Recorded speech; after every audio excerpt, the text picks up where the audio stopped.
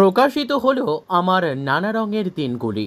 রামনগরের বাসিন্দা কবি লেখিকা সঙ্গীতা সারের কবিতার এই প্রকাশ হলো আজ। বইয়ের নাম আমার নানা রঙের দিনগুলি। নারী জাগরণের বার্তা ও নারী স্বাধীনতার প্রেক্ষাপট হলো এই বই। পূর্ব মেদিনীপুর জেলা পরিষদের সভাধিপতি উত্তম বারিকের হাত ধরে উদ্বোধন হলো আমার নানা রঙের দিনগুলি বইটি। রামনগর ১ নম্বর পঞ্চায়েত সমিতির সদস্য দীপক সারের সহধর্মিণী হলেন কবি সঙ্গীতা সার। আজকে দেবীপক্ষের সূচনা লগ্নে আপনার লেখা বই প্রকাশিত হলো। আপনার মনের কথা, উপকূলবর্তী এলাকার কথা, সব কথাগুলো উঠে এসছে বইতে, বাস্তবধর্মী কথা। কি অনুভূতি প্রকাশ করবেন আজকের এই দিনে? খুব ভালো লাগছে আমাদের।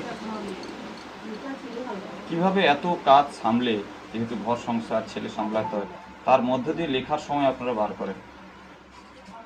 সময় বার করে নিতে হয়। আজকে যেখানে ছেলেরা মোবাইলে ব্যস্ত, সেখানে আপনার লেখা কতটা মানুষের গ্রহণযোগ্যতা হবে বলে মনে করছেন? আশা করি গ্রহণযোগ্যতা হবে। গ্রামের মহিলাদের কি বার্তা দেবেন আপনি? ওনারা কিছুতে পিছিয়ে থাকবে না, সব কিছু করা সম্ভব, ভালো কাজ চেষ্টার মাধ্যমে। আপনার বইতে কোন কোন বিষয়গুলো মূলত ফুটে উঠেছে বা পাঠকরা কি কি পাবে আপনার এই বইতে?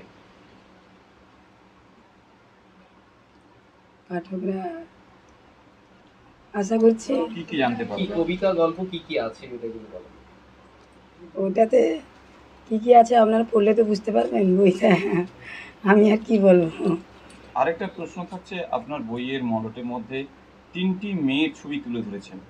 এটা করার কেন? বই তো প্রথম মুখই তো তার প্রকাশ করে বইয়ের মূল, সেটাকে কেন 3জন মেয়েকে তুলে ধরলেন এখানে? এমনি ইচ্ছে করে ইচ্ছে হয়েছে তাই ধরেছি।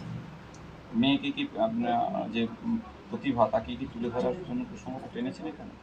কেন বইয়ের মডেলটাকে 3টে মেয়েকে দিয়ে আপনি সাজালেন? এমনি সাজিয়েছি। আপনার লেখনীতে একটা বিষয় ফুটে উঠেছে যে মেয়েদের যেন 3টি ঘর, নিজের ঘর, বাবার ঘর আর হ্যাঁ 3টে ঘর একটি বিশেষ করে। ওই ভাবনা কি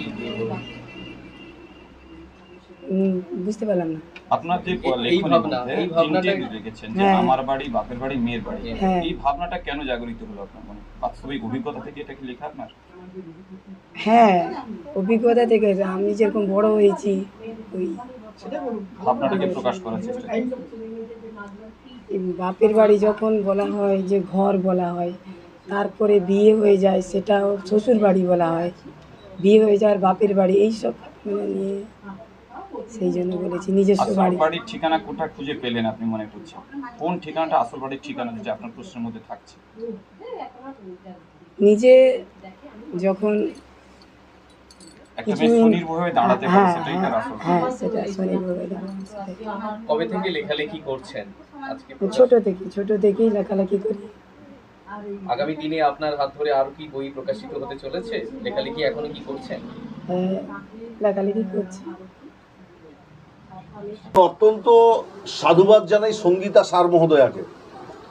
তার কারণ মাতৃপক্ষের সূচনা লগ্ন, আমরা যখনই মাতৃসেবায় মগ্ন, আমাদের বাড়ির মা সঙ্গীতা সার আপনাদের পাঠকদের উদ্দেশ্যে আমার নানা রঙের দিনগুলো এই বইটি প্রকাশ করলেন।